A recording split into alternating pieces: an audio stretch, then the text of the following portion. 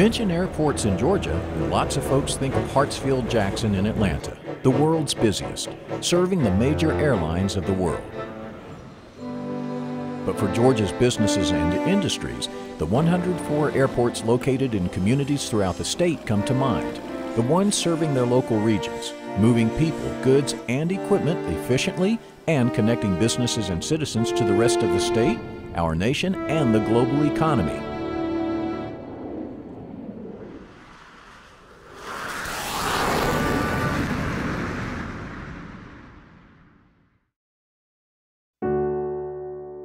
Thomaston lost about 6,000 textile jobs in 3 or 4 years, and we were looking for different ways to attract new jobs to replace the old ones.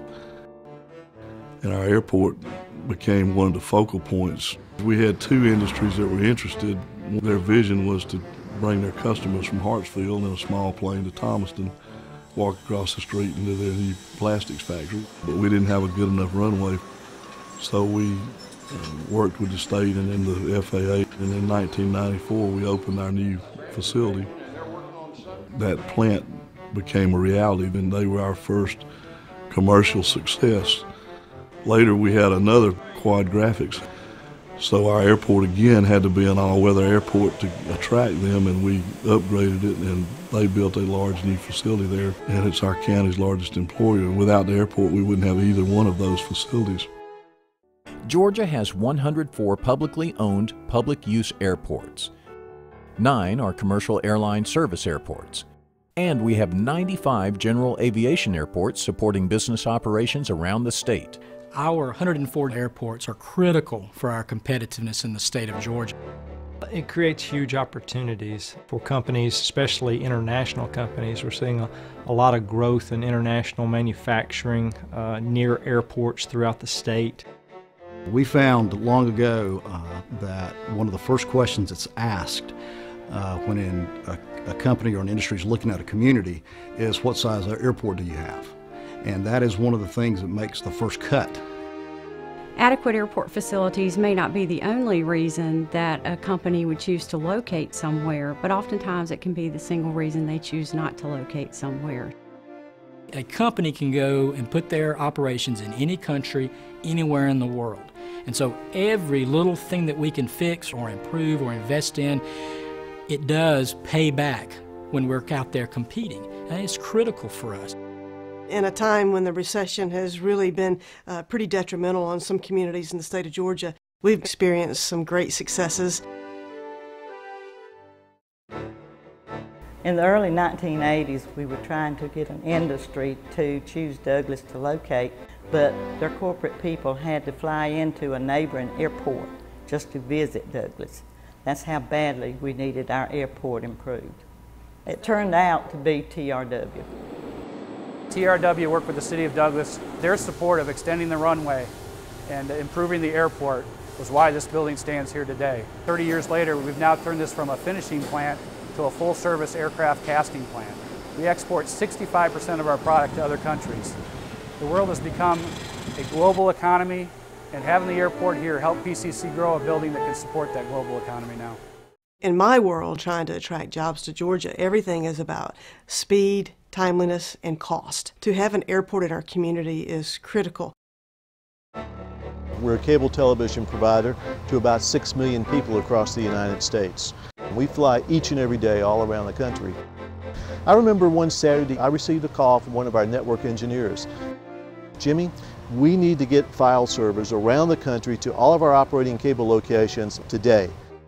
So in a few short hours we had engineers and file servers loaded into airplanes, and they dispatched on a Saturday afternoon around the country, and we made the transition seamlessly, and our customers never even realized that we made the change. There is no doubt that corporate flight operations is a very important part of our company. Augusta is really on the move. We're growing with jobs, we're growing with businesses coming in, and we've got a growing airport. Fort Gordon is the largest employer in the Augusta area. It's about 23 to 25,000 depending on how many students are here. I think the total numbers that we see going in and out of the airport from Fort Gordon, probably a neighborhood of 2,000 to 2,500 a month. Our air transportation is one of the keys to our current growth and to our future growth as well. We've always looked at the planes as a tool, just like we do an oven. When we put in an oven, you expect productivity out of it and product going through it. And same with the planes. We didn't have the planes. There's nowhere in the world that senior management team can be nearly as effective.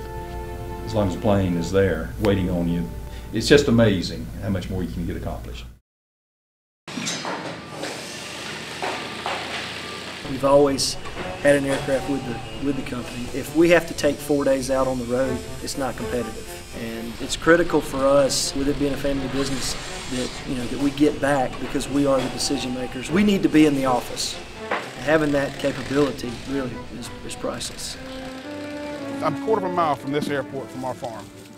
We grow the onions and grow all the vegetables that we use at our processing plant. And I can load up, be on this airplane, be gone and back to Tennessee by lunchtime and already work the deal out by noon. Vidalia has become a regional draw as a community where you can find work. We've got 2 world-class airports here, one on St. Simons that handles a lot of private aircraft, and the commercial airline traffic that comes into Brunswick is essential to support our industry. We have a lot of corporate meetings and retreats. We have world-class resorts, economic development, tourism, and all the businesses we have here.